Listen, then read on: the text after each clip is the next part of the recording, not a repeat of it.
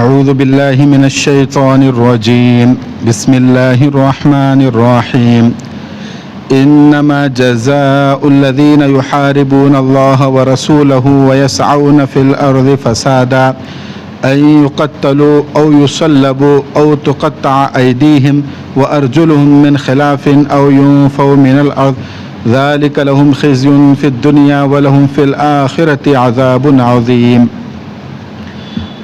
جو لوگ اللہ اور اس کے رسول سے لڑائی کرتے اور زمین میں فساد مچاتے پھرتے ہیں، ان کی سزا یہی ہے کہ انہیں قتل کر دیا جائے یا سولی پر چڑھا دیا جائے یا ان کے ہاتھ پاؤں مخالف سمتوں سے کاٹ ڈالے جائے یا انہیں زمین سے دور کر دیا جائے۔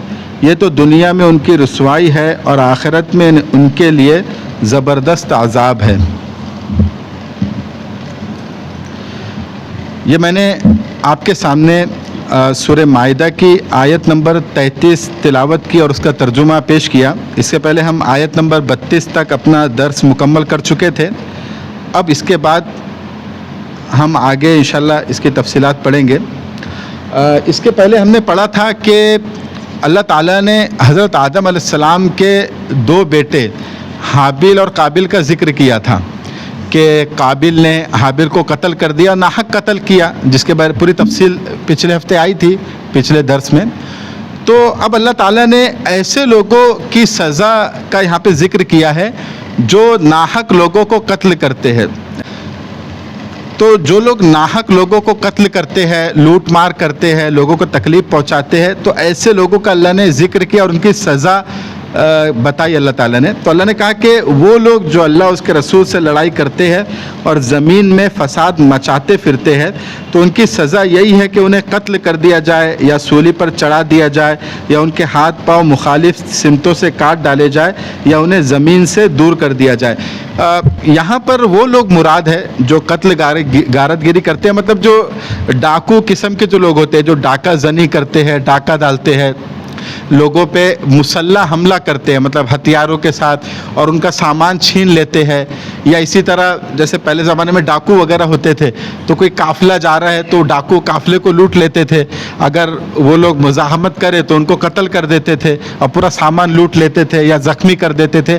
تو اس طرح کے جو لوگ ہیں ان کا ذکر ہو رہا ہے کہ جو لوگ لوگوں کو اس لیے قتل کر دیتے کہ ان کا سامان لوٹے، یا قتل نہیں کرتے ان کو زخمی کر دیتے، یا ڈر و خوف کا ماحول پیدا کرتے ہیں کہ بھائی یہ راستہ محفوظ نہیں ہے، یہاں پہ لوٹ لیا جاتا ہے، تو اب انسان وہاں سے جا نہیں سکتا کہ بھائی یہاں پہ سنسان جگہ میں اگر جاؤ تو یہاں پہ لوٹ لیتے ہیں۔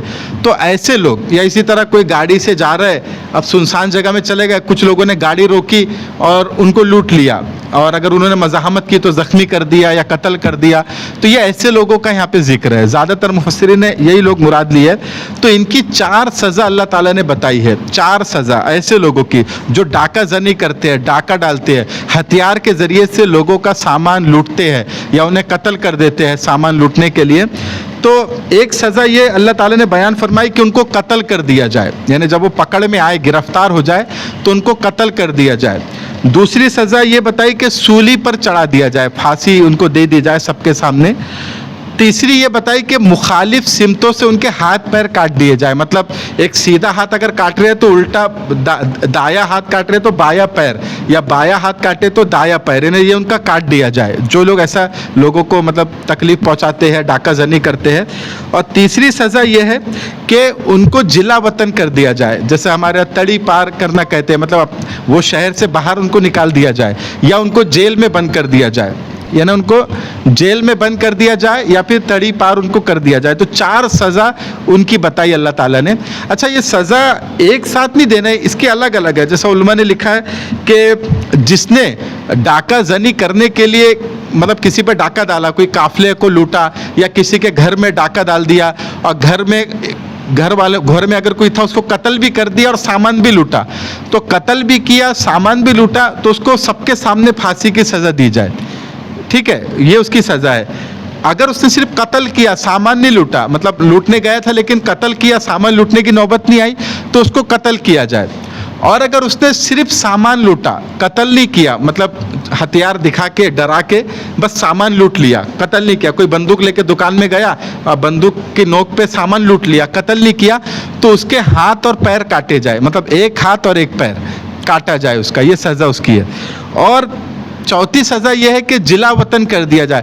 اگر اس نے سامان بھی نہیں لوٹا, قتل بھی نہیں کیا, دھمکایا, مطلب وہ لوٹنے گیا تھا, ان کو دھمکا رہا تھا, لیکن کسی وجہ سے پولیس آ گئی یا کوئی وجہ ہو گئی جس کی وجہ سے وہ بھاگ گیا, صرف دھمکایا اس نے, وہ مطلب قتل بھی نہیں کیا, سامان بھی نہیں لوٹا, تو پھر اس کو جلا وطن کر دیا جائے یا اس کو جیل میں قید کر دیا جائے. یہ 4 سزا اللہ تعالیٰ نے ایسے لوگوں کی بتائی ہے. اسلام میں جو سزا کا قانون ہے, ابھی اس کی تفصیل میں آگے بتاؤں گا, ابھی چور کی سزا کے بارے میں بھی آئیں گا, تو اس کے بارے میں بہت کنفیوژن لوگوں میں رہتا ہے. لوگ اس پہ اعتراض بھی کرتے ہیں کہ بھائی اسلام کی سزا تو بہت سخت ہے, اتنی سخت سزا نہیں ہونی چاہیے, یہ تو انسانیت کے خلاف ایک زیادتی ہے, اس طرح کا لوگ اعتراض کرتے ہیں. اور وہ اس لیے اعتراض کرتے ہیں کہ وہ اسلامی سزا کا جو صحیح کانسیپٹ ہے, صحیح تصور ہے, وہ اس کو سمجھتے نہیں. تو ابھی انشاءاللہ اس کی تفصیل میں آگے بتاؤں گا. تو یہ 4 سزا ان کی ہے جو ڈاکو لوگ ہیں. پھر اللہ نے کہا کہ لہم ذالک لہم خزی فی الدنیا ولہم فی الآخرۃ عذاب عظیم. یہ جو ہے یہ تو دنیا میں ان کی رسوائی ہے, مطلب اس طرح سے, اور پھر آخرت میں بھی ان کے لیے بڑا عذاب ہے. کیونکہ یہ لوگ کیا کر رہے ہیں, امن امان میں, ایک سوسائٹی کی جو سیکورٹی میں ایک باڑا بن رہے ہیں لوگ, ہے نا, اس امن امان ختم کر رہے ہیں, لوگوں میں خوف اور دہشت پیدا کر رہے ہیں. تو اس وجہ سے ان کی سزا بھی سخت ہے. الا الذین تابوا من قبل ان تقدروا علیہم فاعلموا ان اللہ غفور رحیم. لیکن اس کے بعد اللہ تعالیٰ نے کہا اگر یہ لوگوں نے اس سے پہلے کہ وہ گرفتار ہوئے, یعنی گرفتار ہونے سے پہلے اگر انہوں نے توبہ کر لی تو جان لو کہ اللہ معاف کرنے والا اور رحم کرنے والا ہے.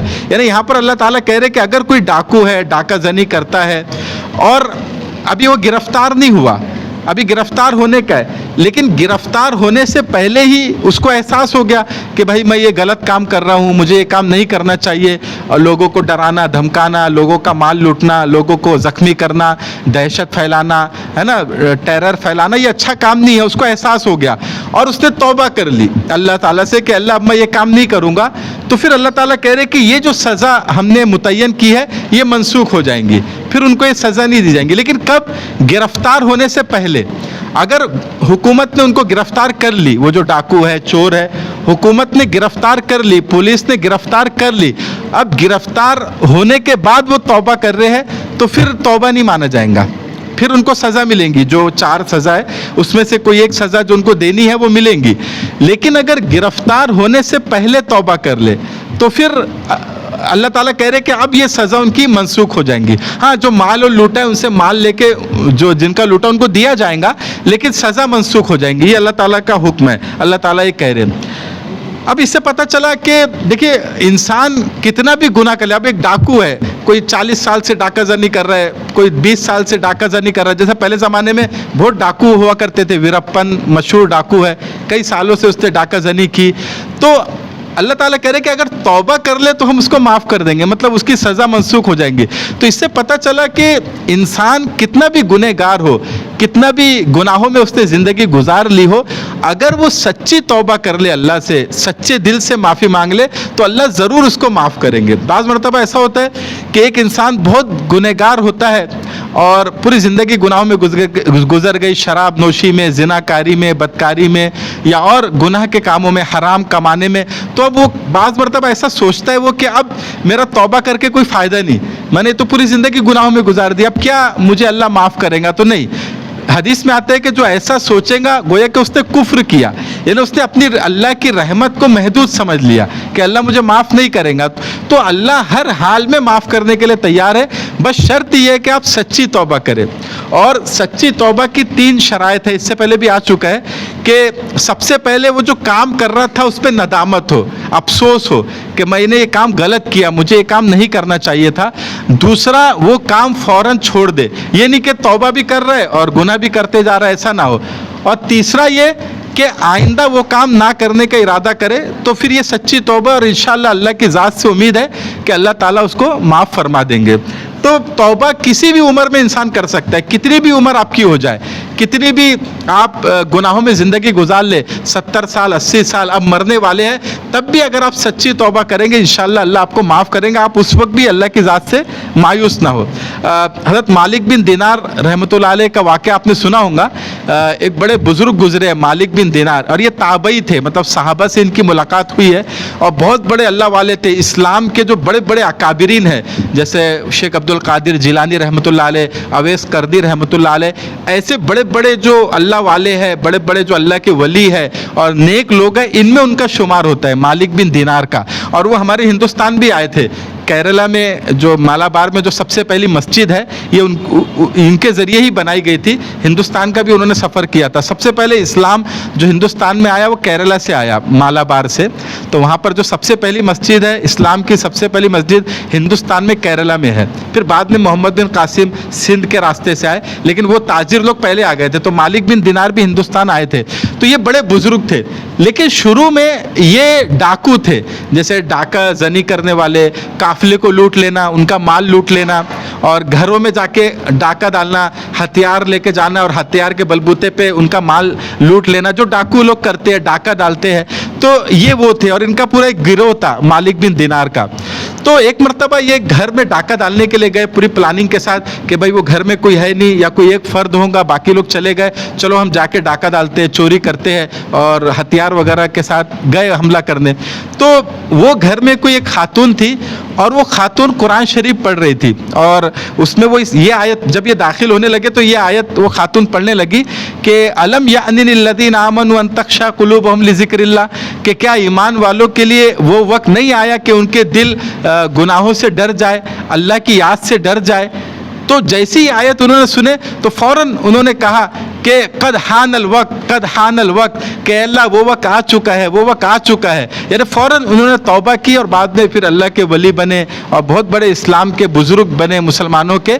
तो इंसान अगर तौबा कर ले तो अल्लाह किसी भी हालत में उसको माफ़ कर सकता है, लेकिन सच्ची तौबा इंसान करे। अब देखिए वो एक डाकू थे, अब बाद में बहुत बड़े वली बने, बुज़ुर्ग बने, तो तौबा की उन्होंने, अल्लाह ने कबूल की उनकी तौबा। तो ये अल्लाह ताला का एक अंदाज़ है कि अगर आप कितना भी गुनाह कर ले, अगर माफ़ी मांगेंगे तो अल्लाह माफ़ कर देंगे। फिर इसके बाद ये जो सज़ा अल्लाह ने बताई, ये डाका जनी की बताई। अब इसके बाद चोरी की सज़ा अल्लाह बता रहे। चोरी, डाका डालने में और चोरी में फ़र्क होता है। चोरी मतलब जो चुपके से करते हैं, जैसे रात में या ताला तोड़ के, कोई घर में नहीं है चोरी करे, और डाका मतलब जो हथियार के बलबूते पे किया जाता है, बंदूक की नोक पे जो किया जाता है वो डाका है। तो चोरी की सज़ा अल्लाह आगे बता रहे, लेकिन उसके पहले 3 आयतें अल्लाह ताला ने यहाँ पे रखी है कि 35, 36 और 37। उसमें अल्लाह ताला ईमान वाले से कह रहे कि या अय्युहल्लज़ीना आमनु तक़ुल्लाह वब्तगू इलैहिल वसीलता वजाहिदू फ़ी सबीलिही लअल्लकुम तुफ़्लिहून। ऐ ईमान वालो, अल्लाह से डरो और उस तक पहुँचने के लिए वसीला तलाश करो और उसके रास्ते में जिहाद करो, उम्मीद है कि तुम्हें फलाह हासिल हो। अब आप देखिए ये जो अल्लाह ताला ने 3 आयतें यहाँ पे रखी है कि अल्लाह से डरो और उसके वसीला तलाश करो और उसके रास्ते में कोशिश करो उसको पाने के लिए। तो अब ये आयत का उस सज़ा से कोई ताल्लुक़ तो दिखाई नहीं दे रहा।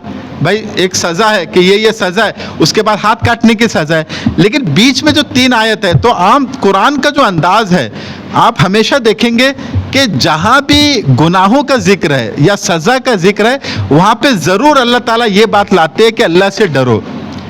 इसलिए कि इस्लाम में जो सज़ा, जो गुनाह बताया गया, उसकी सज़ा बताई गई, तो इस्लाम में ऐसा दुनियावी कानून की तरह नहीं है कि भाई तुमको ये करना है, ये नहीं करेंगे तो ये सज़ा मिलेंगी। बल्कि अल्लाह ताला क्या करते हैं, पहले सज़ा बताते हैं, ठीक है ये सज़ा मिलेंगी, लेकिन बाद में तरगीब दिलाते हैं, क्या है मेरे बंदो तुम मुझसे डरो, तुम ये काम करो ही मत। ये जो सज़ा हमने रखी है वो ये काम करने पे रखी है, तो तुम ये काम करो ही मत, तुम मुझसे डरो।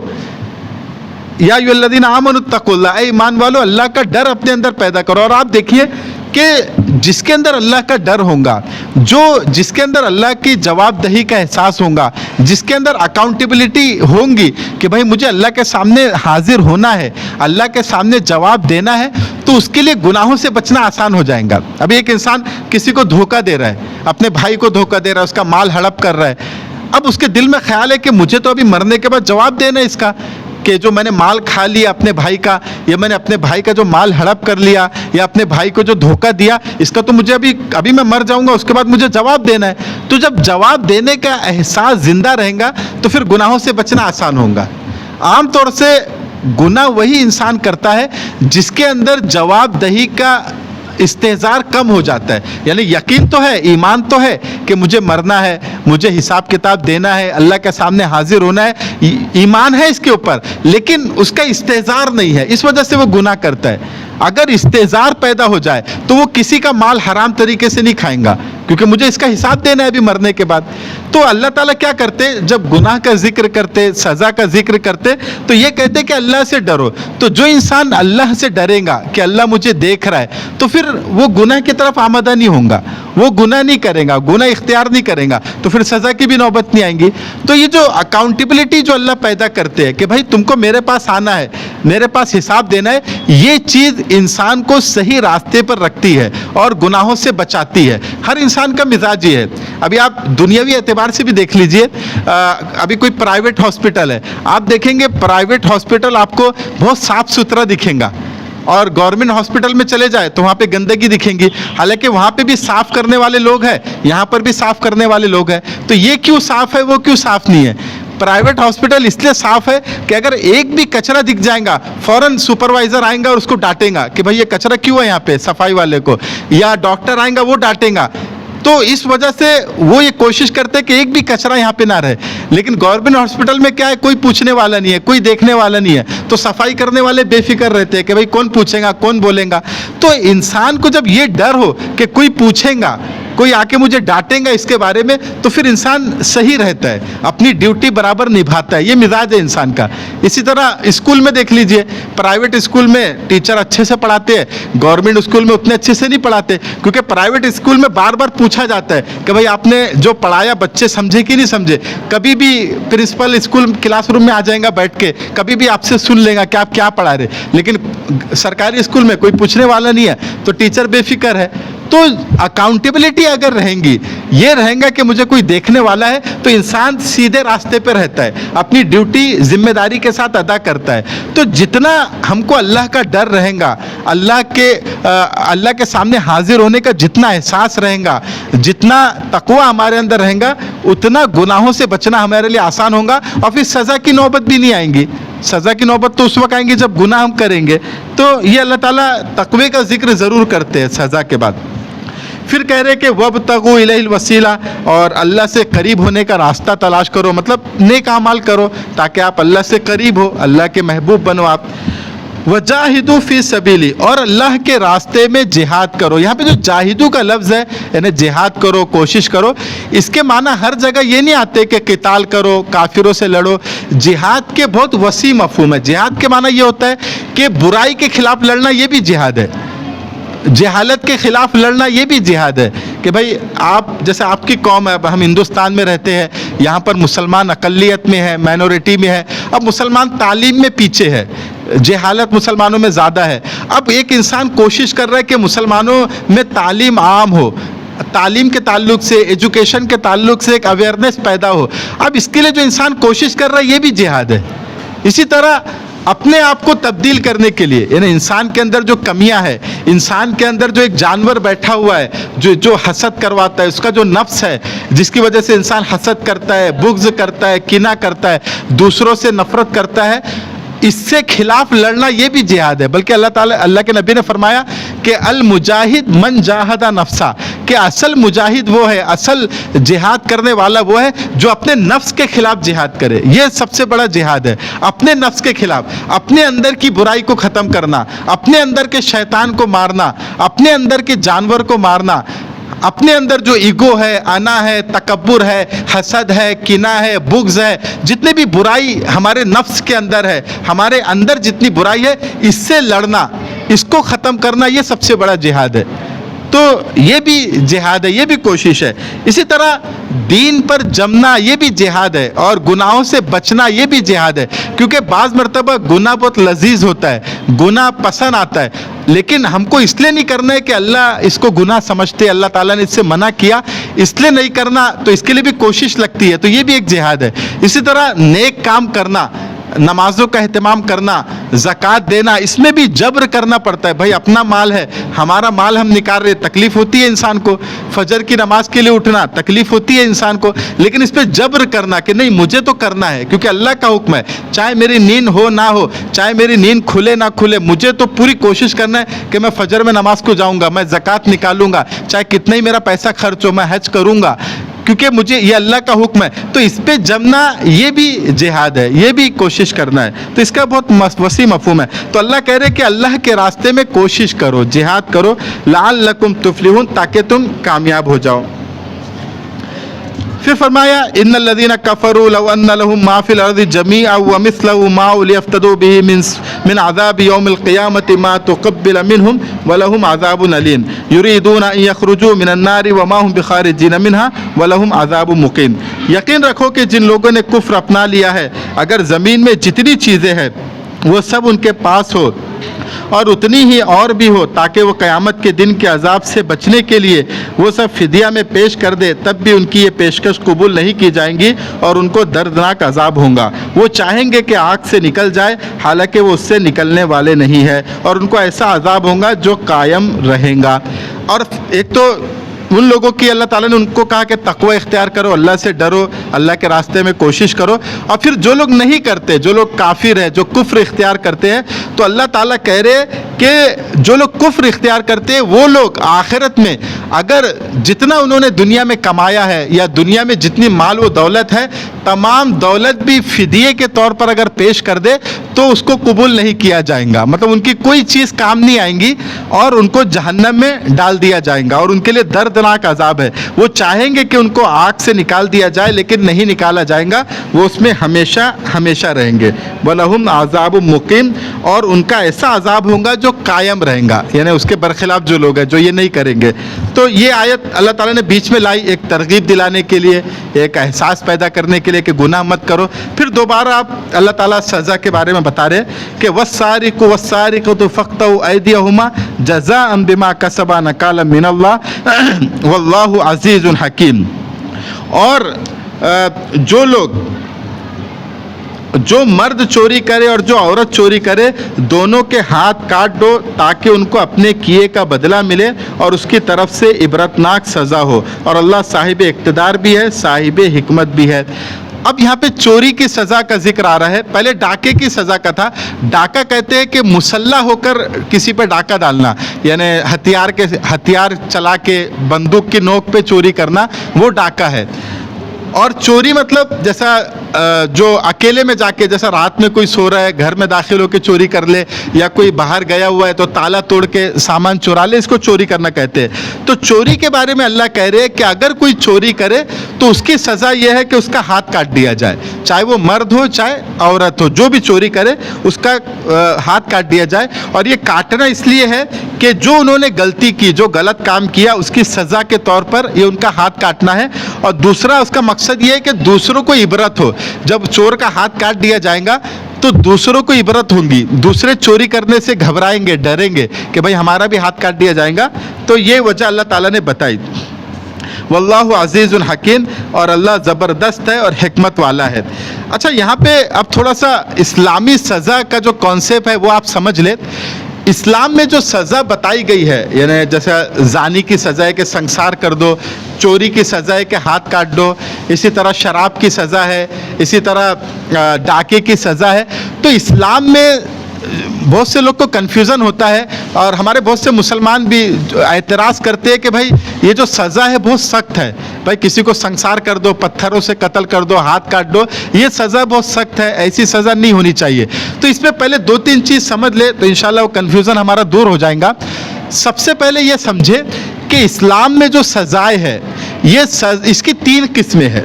جیسا عام طور سے جو دنیاوی قانون ہوتا ہے وہ تو ایک ہی ہوتا ہے, اس کو جیسے ہمارے جو ہندوستان میں جو سزاؤں کا جو سسٹم ہے اس کو کہتے ہیں تعزیران ہند, تعزیرات ہند کہتے ہیں. انڈین پینل کوڈ یعنی मतलब हिंदुस्तान का एक कानून है कि भाई ये इंसान जुर्म करेगा तो उसको ये सज़ा होगी, तो एक सिस्टम है उसका। लेकिन इस्लाम में सज़ा 3 तरह की है। इस्लाम में जो है सज़ा 3 तरह की है। एक सज़ा है जिसको कहते हैं ताज़ीरात, पिनल कोड जो कहते हैं, पिनल कोड, ताज़ीरात।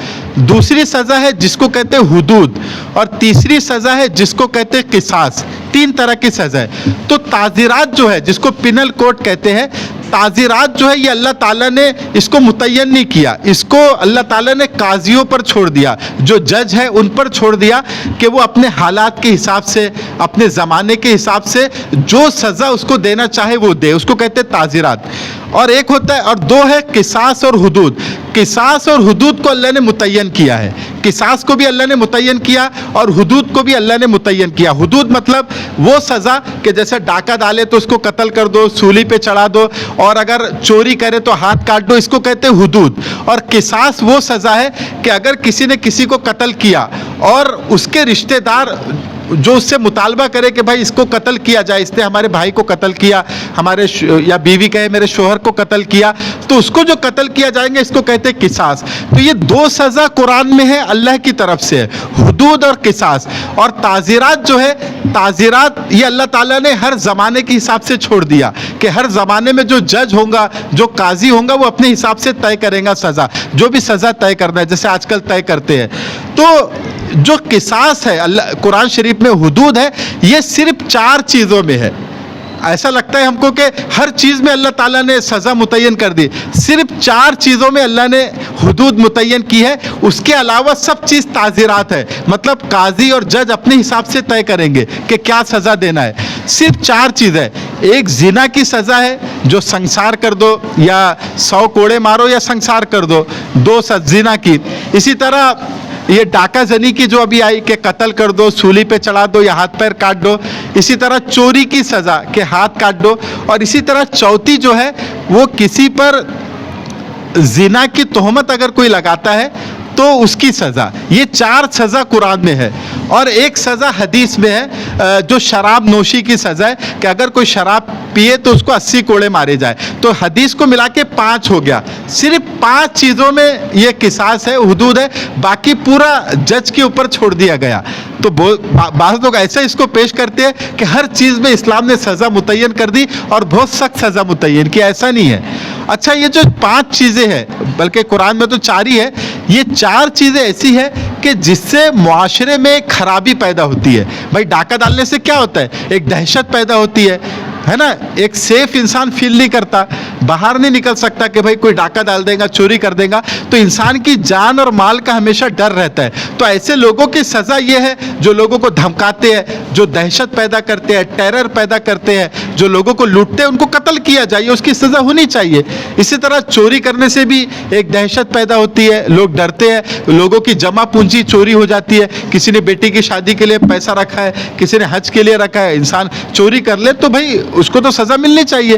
तो जितनी भी सज़ा है ये ऐसे अमल पे है जिससे मुआशरे को, सोसाइटी को नुकसान पहुंचता है, तो इसलिए इस्लाम ने इतनी सख्त सज़ा रखी। अच्छा, दूसरी बात, फिर इसमें एक बात और ये समझ ले कि ये जो सज़ा है, ये सज़ा जो लागू होंगी उसकी शराइत भी इस्लाम ने बहुत सख्त रखी है। ऐसी शराइत इस्लाम ने रखी है कि अगर कोई पकड़ा गया ये जुर्म करता हुआ तो 90% तो उसको सज़ा होंगी नहीं, यानी हुदूद नाफिज नहीं होगा। इतनी सख्त अल्लाह ने इसका शराइत रखी है कि वो शराइत पूरी होंगी तब जाके उस पर सज़ा नाफिज होंगी। तो इतनी सख्त शराइत है कि वो सज़ा नाफिज होना मुश्किल ही है, बहुत मुश्किल है।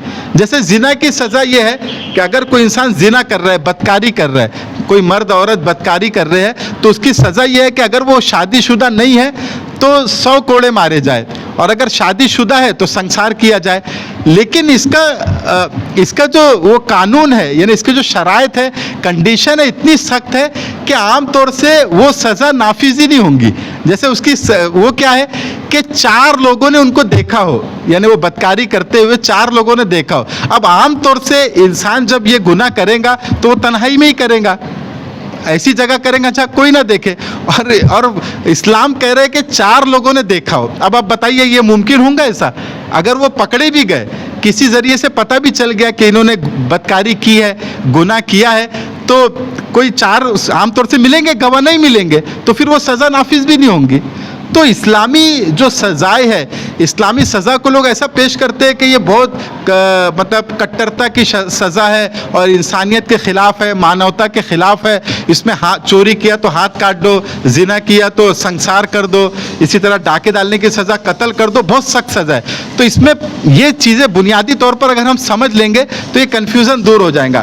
پہلے بات تو یہ کہ اسلام میں 3 قسمیں ہیں سزا کی، ہے نا، جیسے کہ میں نے بتایا 3 قسمیں ہیں.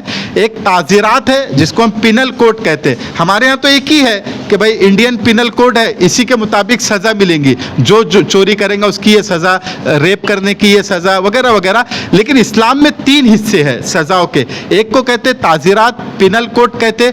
پینل کوڈ جو ہے اسلام میں، وہ اللہ تعالیٰ نے قرآن میں بھی نہیں بیان کیا، حدیث میں بھی اس کو نہیں بیان کیا گیا. وہ جج کے اوپر اللہ نے چھوڑ دیا کہ جس زمانے میں جن حالات میں وہ انسان گناہ کرے گا تو اس زمانے کا جو جج ہے، اس زمانے کا جو قاضی ہے، وہ ان حالات کے مطابق اس کی سزا متعین کرے گا. اس کو کہتے تعزیرات، پینل کوڈ اس کو کہتے.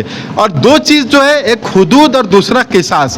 حدود اور قصاص کو قرآن نے بیان کیا کہ بھئی یہ سزا ہوں گی. اس میں جج کی رائے نہیں چلے گی، جج کا فیصلہ نہیں چلے گا، جو اللہ کا فیصلہ ہے وہی نافذ کرنا پڑے گا حدود اور قصاص میں. لیکن جیسے کہ میں نے بتایا، حدود صرف 4 ہی چیزوں میں اللہ نے متعین کی، صرف 4 چیزوں میں. اس کے علاوہ سب تعزیرات ہے، سب پینل کوڈ ہے، سب جج کے اوپر ہے کہ جج طے کرے گا. صرف 4 چیزوں میں اللہ نے رکھا. ایک زنا کی سزا اللہ نے بتائی، ایک ڈاکہ زنی کی سزا اللہ نے بتائی، ایک چوری کی سزا اللہ نے بتائی، اور چوتھی، اگر کوئی زنا کا الزام کسی پہ لگائے، تہمت لگائے کوئی عورت کے اوپر کہ یہ بدکار ہے، اس کی سزا اللہ نے بتائی. صرف 4 چیزوں کی سزا ہے، اور اسی کو لے کے ہم اتنا ہنگامہ کرتے ہیں کہ بھائی اسلام میں سزا بہت سخت ہے، اور صرف 4 چیزیں. باقی جتنی بھی سزائیں ہیں، جتنے بھی گناہ کے کام ہیں، اس کے اوپر اللہ نے قاضیوں پر چھوڑ دیا، اس زمانے کے جج پہ چھوڑ دیا کہ جج جو مناسب سمجھے اس کو سزا دے. ہلکی سزا دینا ہے ہلکی دے، بھاری سزا دینا ہے بھاری دے، مطلب موقع محل کے حساب سے، آدمی پرسنالٹی کے حساب سے جو سزا دینا ہے. صرف 4 سزا اللہ نے متعین کی ہے، بس. اس کے علاوہ کوئی اللہ نے متعین نہیں کیا. تو اس لیے اسلامی سزاؤں کو یہ کہنا کہ ہر جگہ اسلام نے سخت سزا دی، ایسا نہیں ہے. 4 چیزوں میں ہے. اچھا، یہ 4 چیزوں میں بھی جو سزا ہے اس کی شرائط اتنی سخت اللہ نے رکھی ہے، اتنی سخت شرائط ہے، کنڈیشن اتنی ٹف ہے کہ وہ سزا 90% لاگو ہی نہیں ہوں گی، وہ حد لاگو ہی نہیں ہوں گی. اتنی سخت سزا اللہ نے رکھی. جیسا میں نے زنا کا بتایا کہ اگر کوئی مرد عورت زنا کرتے ہیں، یا کوئی عورت کا ریپ کرتا ہے یا بدکاری کرتے ہیں، تو ان کو سزا جو سنسار کرنا، اگر شادی شدہ ہے تو پتھروں سے ان کو مارنا، یہ سزا اس وقت نافذ ہوں گی جب 4 لوگ گواہی دیں گے. یعنی 4 لوگ کہیں گے کہ میں نے اپنی آنکھوں سے ان کو زنا کرتے دیکھا ہے، تب سزا نافذ ہوگی. اب آپ بتائیے، اگر کوئی بدکاری کرے گا، زنا کرے گا، تو ظاہر سی بات ہے 4 لوگ کہاں دیکھیں گے؟ عام طور سے وہ کوئی کھلی جگہ میں تھوڑی کریں گے، وہ تو چھپ کے کریں گے. تو 4 لوگوں نے نہیں دیکھا تو سزا نافذ بھی نہیں ہوں گی. 3 نے بھی دیکھا تو سزا نافذ نہیں ہوں گی. یعنی 2 لوگ نے دیکھ لیا، مطلب وہ کسی طرح روم میں چلے گئے اور روم میں دیکھا کہ، یا شوہر مطلب بیوی بدکاری کر رہی تھی، شوہر چلا گیا، تو وہ اکیلا ہی رہیں گا شوہر، تو اکیلے کی بھی گواہی سے سزا نافذ نہیں ہوں گی، 4 کی گواہی سے. تو اللہ تعالیٰ نے سزا تو سخت رکھی ہے، لیکن اس کی کنڈیشن بھی سخت رکھی ہے. 4 لوگ. اسی طرح چوری کی سزا، کوئی انسان اگر چوری کرے تو اس پہ 2 گواہ ہونا ضروری ہے. مطلب کسی نے اگر کسی کے گھر سے سامان چوری کیا اور 2 لوگوں نے اس کو دیکھا سامان چوری کرتے ہوئے، سامان لے جاتے ہوئے، وہ 2 لوگوں نے گواہی دی کہ ہاں ہم نے دیکھا ہے کہ اس نے سامان چوری کیا، تب اس کے ہاتھ کاٹے جائیں گے. اگر 2 گواہ نہیں ہے تو ہاتھ نہیں کاٹے جائیں گے. 2 گواہ ہونا ضروری ہے. اور عام طور سے اس میں بھی گواہ ملنا مشکل ہے. بھائی انسان جب چوری کرے گا تو چپکے سے ہی کرے گا، خاموشی سے ہی کرے گا، سب کے سامنے تھوڑی کرے گا.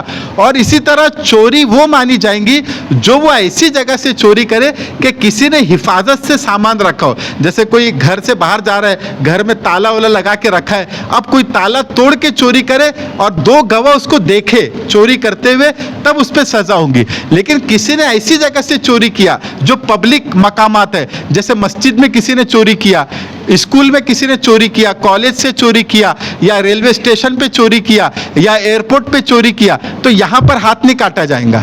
یہ پبلک مقامات پر اگر چوری کیا تو ہاتھ نہیں کاٹا جائے گا. ہاتھ صرف اس وقت کاٹا جائے گا جب ایسی جگہ چوری کیا کہ سامان رکھنے والے نے حفاظت سے سامان رکھا، اور حفاظت سے رکھنے کے بعد پھر اس نے چوری کیا. तब उसका हाथ काटा जाएगा। अगर किसी का सामान पड़ा था, 1 लाख रुपए का बैग किसी का पड़ा है, यहाँ पे किसी ने उठा के लेके चले गया, उसका हाथ नहीं काटा जाएगा क्योंकि उसने पब्लिक जगह से चोरी किया, तो हाथ नहीं काटा जाएगा। अब आप बोलेंगे कि भाई ये जो कंडीशन अल्लाह ने रखी है तो वो टफ कंडीशन है कि जिना करने वाले को 4 लोग देखे तब जिना की हद नाफिज होंगी, चोरी करने वाले को 2 लोग देखे तब हाथ काटा जाएगा, तो ऐसा तो उसको सज़ा मिलेंगी नहीं। जिना करने वाले जिना करते रहेंगे, चोरी करने वाले चोरी करते रहेंगे और सज़ा हुकूमत नाफिज नहीं कर पाएंगी क्योंकि अल्लाह ने ये कंडीशन रखी है कि ये कंडीशन के बाद सज़ा नाफिज होंगी। तो अब इसमें फुक़हा ने लिखा है कि अगर ये जो हद है जो अल्लाह ने मुतय्यन की, ये हद अगर नाफिज नहीं हो पा रही है, जैसा जिना करते हुए 4 लोग ने नहीं देखा, सिर्फ एक ने देखा, अब एक ने देखा, इससे साबित तो हो रहा है कि इन्होंने जिना किया, या कोई और तरीके से सीसीटीवी के जरिए से पता चल गया कि ये दोनों ने जिना किया या जिसने चोरी की, पता चल गया लेकिन कंडीशन पूरी नहीं हुई, 4 लोगों ने नहीं देखा लेकिन पता चल गया, तो फिर फुक़हा ने लिखा है कि उस दौर का जो काजी होगा, जो जज होगा, जिसके पास फैसला जाएगा, मुकदमा जाएगा, तो वो ताज़ीरात के तहत जो पिनल कोड है उसके तहत सज़ा देगा लेकिन हद नाफिज नहीं होंगी। मतलब हाथ नहीं काटा जाएगा लेकिन जेल की सज़ा देना है तो जेल की सज़ा देगा, या जुर्माना लगाना है तो जुर्माना लगाएगा। जिना अगर किसी ने किया, बदकारी की, तो चूंकि 4 लोगों ने गवाही नहीं दी तो हुदूद नाफिज नहीं होंगी, उसको संसार नहीं किया जाएगा, लेकिन उस दौर का जो जज है वो उसकी सज़ा मुतय्यन करेगा, यानी वो मर्द औरत को जेल में डाला जाएगा 10 साल के लिए, 15 साल के लिए, जो भी उनकी सज़ा जज मुतय्यन करेंगे वो उसकी फिक्स नहीं है, लेकिन जज अपने तौर पे अपने ज़माने के हिसाब से उसको मुतय्यन करेगा। तो इससे मालूम हुआ कि पहली बात तो सिर्फ 4 चीज़ों में इस्लाम ने सज़ा बताई है, और उसका इतना हंगामा हम करते हैं कि इस्लाम ने इतनी सख्त सज़ा बताई है, 4 चीज़ों में बताई है, वो भी इतनी सख्त कंडीशन रखी है, इतनी टफ कंडीशन रखी है कि 90% तो वो सज़ा नाफिज ही नहीं होंगी। अगर कोई पकड़ा भी जाए जिना करते हुए, चोरी करते हुए अगर कोई पकड़ा भी जाए तो 90% वो हद नाफिज ही नहीं होंगी, क्योंकि चोरी करते हुए पकड़े गए 2 लोग का गवाह देना ज़रूरी है, जिना करते पकड़े गए 4 लोग का गवाही देना ज़रूरी है, और आमतौर से ऐसा होगा नहीं तो सज़ा नाफिज भी नहीं होंगी। हाँ, ताज़ीरात के तहत, पिनल कोड के तहत जो काजी है, जो जज है, अगर उसको लगता है कि इसने चोरी वाकई किया है तो वो अपने तौर पे जो सज़ा देना चाहे दे सकता है, उस मौका महल के हिसाब से, उस ज़माने के हिसाब से। तो इससे फिर हमारा कन्फ्यूज़न दूर हो जाता है। तो इस्लाम ने एक तो सज़ा 4 चीज़ों में रखी है, ऊपर से कंडीशन भी सख्त रखी है, तो ऐसा नहीं कि हर दौर में सज़ा नाफिज होंगी, बल्कि 90% तो नाफिज भी नहीं होंगी। तो ये कहना कि इस्लाम ने इतनी सख्त सज़ा रखी है और हर चीज़ में रखी है, इस्लाम बहुत कठोर कानून है, ये बेबुनियाद बात है। अच्छा, अब यहाँ पे हम आते हैं कि चलो ठीक है, 4 गवाह भी मिल गए, चोरी करने वाले के 2 गवाह मिल गए, अब हाथ काटने की नौबत ही आ रही है, अब संसार करने की नौबत ही आ रही है, तो फिर इस्लाम ने इतनी सख्त सज़ा क्यों रखी? तो इस्लाम ने सख्त सज़ा इसलिए रखी है कि ये जो जराइम है, ये ऐसे जराइम है जिससे सोसाइटी का अमन ख़राब होता है, सिक्योरिटी ख़राब होती है, सोसाइटी में बेहयाई फैलती है, तो इसलिए इसमें सख्त सज़ा रखना ज़रूरी था, ताकि अल्लाह ताला ने कहा नकालम मिनल्लाह, ताकि ये लोग इबरत का सामान बने। अब जब एक शख्स चोरी करेगा और चोरी की हद उस पर नाफिज होंगी, सबके सामने बुला के उसका हाथ काटा जाएगा, तो जितने चोर है वो सबके ऊपर एक इबरत बन जाएगा वो। अब जितने चोर है वो चोरी करने से रुक जाएंगे। किसास के बारे में भी अल्लाह ताला ने कहा वफिल किसास हयातुन, कि ये जो किसास का कानून है कि अगर एक इंसान ने किसी को कत्ल किया तो कत्ल के बदले में इसको सबके सामने कत्ल किया जाएगा। तो अल्लाह ताला कह रहे कि इसमें ज़िंदगी है, हालांकि बज़ाहिर वो मरता दिख रहा है। अब कोई बोलता भाई ऑलरेडी एक इंसान को उसने मार दिया, अब तुम एक दूसरे, अब काय को उसको कत्ल कर रहे हो, उसको जेल में डाल दो। 2 इंसान का क्यों कत्ल कर रहे जब एक ऑलरेडी मर गया, अब कातिल को क्यों मार रहे? लेकिन अल्लाह कह रहे वफिल हयात किसास, किसास कत्ल नहीं है, किसास में असल में कई लोगों की ज़िंदगी है, क्योंकि जब एक कातिल को सबके सामने कत्ल किया जाएगा तो कई हज़ार कातिल जो कत्ल करने का इरादा करते थे वो अपने इरादे से बाज आ जाएंगे, तो वो 1000 लोग कत्ल होने से बच जाएंगे, ये इबरत की वजह से। तो इबरत बनाना भी ज़रूरी है, ये नहीं कि हम हल्की सज़ा दे दे, छोड़ दे और वो फिर जुर्म पे जुर्म करते चले जाए। ऐसी सज़ा दो, पहले तो सज़ा दो मत, लेकिन जब सज़ा नाफिज हो जाए तो ऐसी सज़ा दो जो कई सालों तक कई लोगों के लिए इबरत बन जाए, कई लोगों के लिए इबरत का सामान बन जाए। ये इस्लाम चाहता है। تو ایک تو پہلی بات تو ہر جگہ اسلام نے سزا نہیں دی بلکہ اس کو تعزیرات میں رکھا, پینل کوڈ میں رکھا کہ بھائی آپ اپنے حساب سے سزا طے کرو. جیسا ٹریفک کا رول کسی نے توڑ دیا اور شہری رول توڑ دیا تو اپنے حساب سے جو طے کرنا ہے طے کر لو. لیکن 4 چیزوں میں ہم نے بتایا, یہ 4 چیزوں میں اللہ کہہ رہے کہ میں نے جو بتایا وہ کرنا ہے. اس میں آپ اپنا دماغ مت لگاؤ کہ بھائی اتنی سخت سزا کیوں دے, ہم چوری کرا تو ہاتھ کیوں کاٹے, اس میں دماغ مت لگاؤ. اس میں جو ہم نے بولا وہ کرو, لیکن اس کی کنڈیشن بھی پوری ہونی چاہیے. سزا دینے سے پہلے چوری کیا تو 2 لوگ دیکھنا چاہیے, زنا کیا تو 4 لوگ گواہی دینا چاہیے. اب وہ کنڈیشن بھی اللہ نے اتنی سخت رکھی ہے کہ 90% تو سزا ہوں گی نہیں, تو تعزیرات کی ہی سزا دینا پڑے گا. جو پینل کوڈ ہے جو اپنے حساب سے ہی سزا دینا پڑے گا ان کو اگر نافذ ہوتا ہے. تو یہ ایک میں نے خلاصہ پیش کیا اسلامی سزاؤں کا, تاکہ آپ لوگ کے ذہن میں بھی یہ آ جائے کہ ایسا کچھ نہیں ہے. اور کون لوگ اعتراض کرتا ہے, یہ ویسٹرن کنٹریز والے اعتراض کرتے ہیں کہ بھائی اسلام کی ایسی سخت سزا ہے. جو لوگ اپنے مفاد کے لیے, اپنے ملک کے فائدے کے لیے ہزاروں لوگوں کو قتل کر دیتے ہیں, دوسرے ملکوں میں سیول وار کرا دیتے ہیں, اپنے ملک کے فائدے کے لیے ہزاروں لوگوں کو قتل کر دیتے, وہ ہم کو سکھاتے ہیں کہ بھائی ہاتھ کاٹنا غلط ہے, سنسار کرنا غلط ہے. جنہوں نے ہیروشیما اور ناگاساکی میں ایٹم بم گنا کے لاکھوں لوگوں کی زندگی برباد کر دی, لاکھوں لوگوں کو قتل کر دیا, وہ ہم کو سکھاتے ہیں. اس میں نہ بچوں کو دیکھا نہ عورتوں کو دیکھا, وہ ہم کو بتاتے کہ ہاتھ کاٹنا غلط ہے.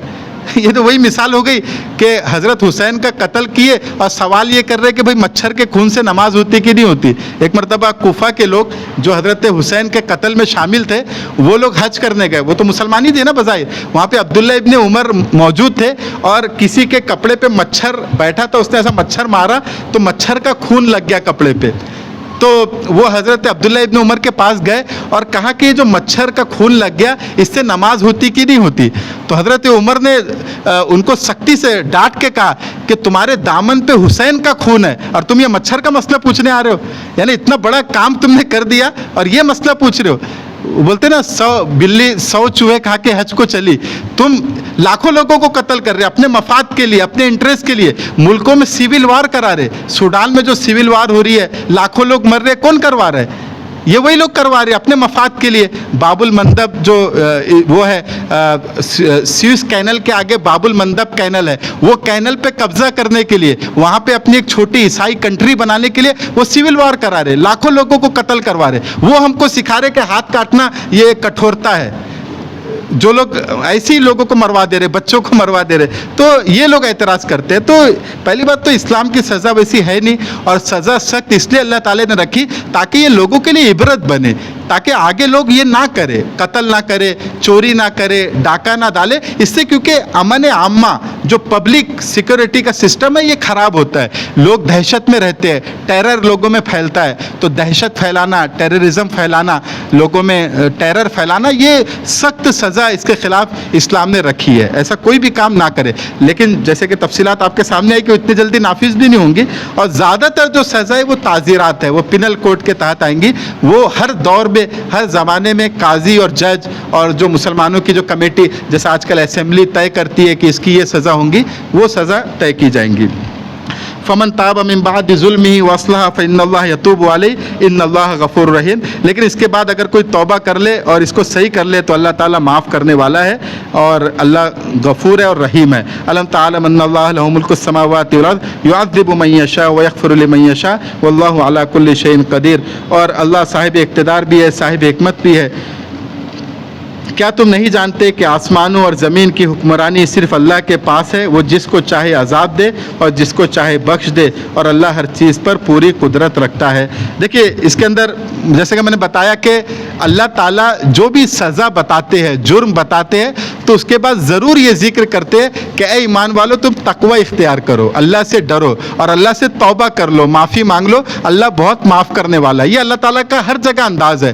یہ دنیاوی قانون کے جیسے اللہ تعالیٰ قانون نہیں بتاتے کہ یہ کریں گے تو یہ سزا, وہ کریں گے تو وہ فائن, بلکہ سزا بتانے کے بعد بولتے ہیں اے میرے بندو تم یہ کرو ہی مت نا, तुम क्यों चोरी कर रहे हो, तुम क्यों डाका डाल रहे हो, तुम क्यों किसी को कत्ल कर रहे हो, तुम क्यों गलत काम कर रहे हो, ये काम करो ही मत। अल्लाह से डरो, अल्लाह को हाजिर व नाजिर समझो, अकाउंटेबिलिटी अपने अंदर पैदा करो, ये एहसास पैदा करो कि तुमको मरने के बाद अल्लाह के पास जाना है। और आप देखिए सबसे बड़ी चीज़ जो इंसान को गुनाहों से बचा सकती है वो अकाउंटेबिलिटी है, वो ये एहसास है कि मुझे अल्लाह के सामने जाना है। अभी आप अगर कोई किसी का माल हड़प कर रहे हैं, अपने भाई का माल गलत तरीके से खा रहे हैं और आपको ये एहसास हो कि कल जब मैं अल्लाह के सामने जाऊंगा तो मुझे इसका जवाब देना है, तो आप नहीं खाएंगे माल, आप छोड़ देंगे कि भाई कल मुझे अल्लाह को हिसाब देना है, अभी मैं मर जाऊंगा, अभी मुझे अल्लाह को हिसाब देना है। तो जितना हिसाब देने का एहसास आपके अंदर जिंदा रहेगा उतना आप गुनाहों से बचेंगे, उतना आप गलत काम से बचेंगे। अक्सर इंसान गुनाह इसलिए करता है, गलत काम इसलिए करता है कि मरने के बाद का एहसास इंसान भूल चुका है।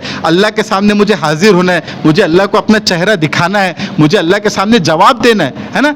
दुनिया में हम देखते हैं ना, जैसे मैंने मिसाल दी कि भाई प्राइवेट हॉस्पिटल है, बड़ा साफ सुथरा है, साफ सफाई करने वाले एक कचरा नहीं आने देते, जहाँ कचरा आया फौरन साफ कर देते। क्यों करते? क्योंकि सीसीटीवी कैमरा लगा है, वो सुपरवाइजर आएगा फौरन डांटेगा ये कचरा क्यों पड़ा है यहाँ पे, और फिर अगर कोई डॉक्टर आ गया वो डांटेगा। लेकिन गवर्नमेंट हॉस्पिटल में जाइए तो कचरा दिखेगा, हालांकि वहाँ पे भी सफाई कर्मचारी है, क्यों? वहाँ पे कोई पूछने वाला नहीं है। तो जितना अकाउंटेबिलिटी इंसान के अंदर होंगी, जितना एहसास होगा कि मुझे ये पूछने वाला है, मुझसे पूछा जाएगा कि तूने ये गुनाह क्यों किया, और फिर उस पर अजाब दिया जाएगा, उतना ही इंसान गुनाहों से बचेगा। तो अल्लाह हर जगह ये बात पैदा करते कि मुझे समझो, यानी ये मानो कि मैं तुमको देख रहा हूँ, तुम्हारी हर हरकत को मैं देख रहा हूँ और तुमको मेरे पास ही आना है, मुझे हिसाब देना है इसका, ये जो कर रहे हो तुम, ये मुझे हिसाब देना है तुमने क्या क्या किया। तो फिर क्या है, इंसान गुनाहों से बचेगा, तन्हाई में भी होगा तो गुनाहों से बचेगा कि इसका मुझे अल्लाह को हिसाब देना है। तो ये अल्लाह ताला क्या करते हैं, सज़ा बताने के बाद फिर डायरेक्ट ये बात बताते। इससे पता चला कि अगर आप कोई भी इदारा चला रहे हैं, कोई मदरसे के आप जिम्मेदार हैं, कॉलेज के, यूनिवर्सिटी के आप जिम्मेदार हैं, तो आप कोई कानून अगर वहाँ नाफिज कर रहे हैं, मदरसे में कोई कानून नाफिज कर रहे हैं, तो आप उसकी हिकमत भी बताएं, मसलहत भी बताएं। ये नहीं कि ये करना पड़ेगा, करना है तो करो, नहीं तो यहाँ से जाओ, बहुत मिलते हैं हमको, नहीं, ये तरीका नहीं होना चाहिए।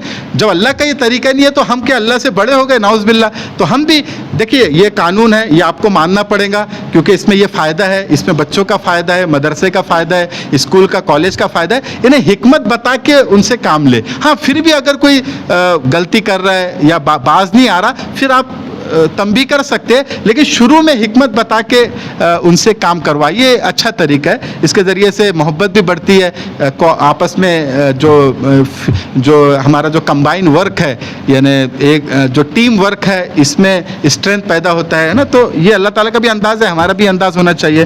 तो अल्लाह ताला हम सबको तौफीक से नवाजे। इंशाल्लाह आगे और तफसील आएंगी तो अगले हफ्ते उसको देखेंगे इंशाल्लाह। तो इसमें अगर किसी का कोई सवाल है तो सवाल कर लीजिए। हाँ, वसीला जो है, असल तो वसीला एक मकाम है, तो जो रसूलुल्लाह सल्लल्लाहु अलैहि वसल्लम को मिलने वाला है, जिसके बारे में हम दुआ भी करते हैं, नमाज अज़ान के बाद की जो दुआ है, अल्लाहुम्मा रब्बा हाज़िहि दावति ताम्मा वस्सलातिल क़ाइमा आती मुहम्मदनिल वसीलता, यानी मोहम्मद सल्लल्लाहु अलैहि वसल्लम को ए अल्लाह आप वसीला अता फरमा। तो एक होता है ऊंचा लेवल, एक होता है कम लेवल। जैसे मिसाल के तौर पे हिदायत, तो रसूलुल्लाह सल्लल्लाहु अलैहि वसल्लम भी हिदायत पर थे और हम और आप भी अल्हम्दुलिल्लाह हिदायत पर है। लेकिन आप जो हिदायत पर थे, आपका लेवल बहुत ऊंचा था, हमारी हिदायत का लेवल बहुत ऊंचा नहीं है। तो इसी तरह अल्लाह के नबी को जो वसीला मिलेगा, यानी वसीला मतलब अल्लाह का कुर्ब, अल्लाह का ताल्लुक़, अल्लाह की सोहबत, अल्लाह का कुर्ब, यानी अल्लाह से नज़दीकी। तो रसूलुल्लाह को जो नज़दीकी अल्लाह के साथ मिलेंगी वो हम और आपको नहीं मिलेंगी, वो उनका एक हाई लेवल होगा।